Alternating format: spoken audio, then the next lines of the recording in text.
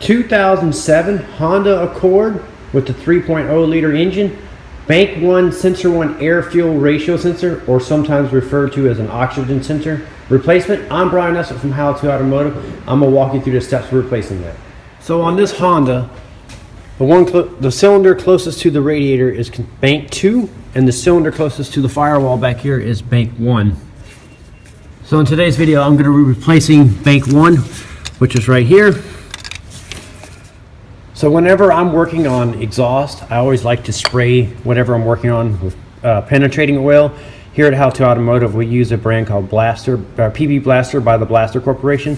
So I'm going to take a little bit of this and spray it on the oxygen sensor.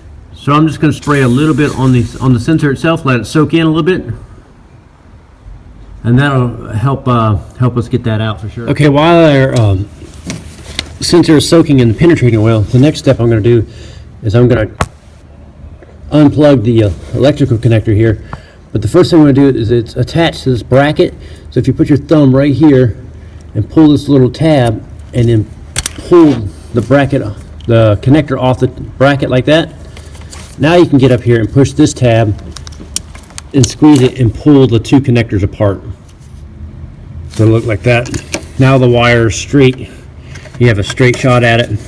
To get the sensor out, you're going to need either a oxygen sensor socket like this, or an oxygen sensor crow's foot type socket like this.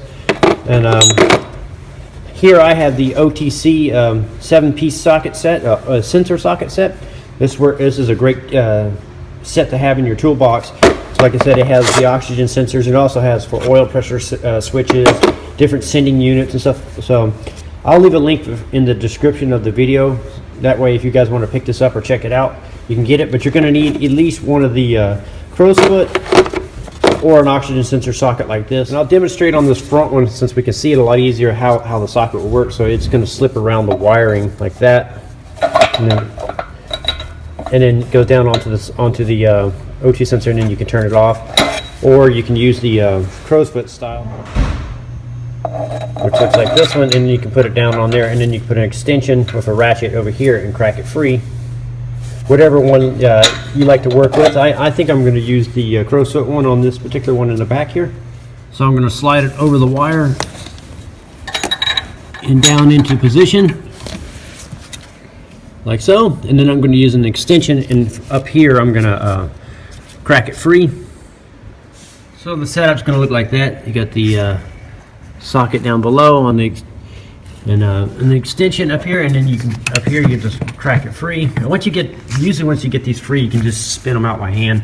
So I've already cracked this one free, and now I'm just going to see if I can spin it out by hand. I'm going to take the socket off. And yeah, I'm lucky enough I'm going to be able to get this out just by spinning it out. Okay, now that we got our air fuel ratio sensor out, we're going to replace it with a Denso replacement sensor. And I'm going to link this up in the description of the video. That way if you need to pick this up, you can get that.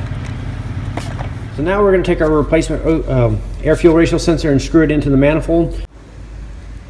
And we're going to tighten it up until this little crush washer right here crushes down. So when you're tightening this up, you'll feel this washer, you'll do it by feel, and you'll feel it kind of crush down. And you don't have to bear down on these too tight. It's just nice and snug where this washer crushes down a little bit. Also, when you screw these in, you want to try to keep the wire straight up as vertical as you can possibly get it. It's the easiest way. If you let them flop over to the side, then as they spin in, they hook on things. Now the sensor's in, I'm just going to reinstall my crow's foot over the top. Install my ratchet and extension here, and then snug it up.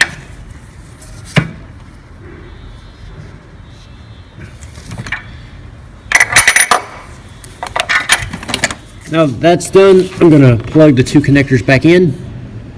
Now that they're plugged back in, we're just going to reattach it to the little bracket, so it just slides into the little groove right there.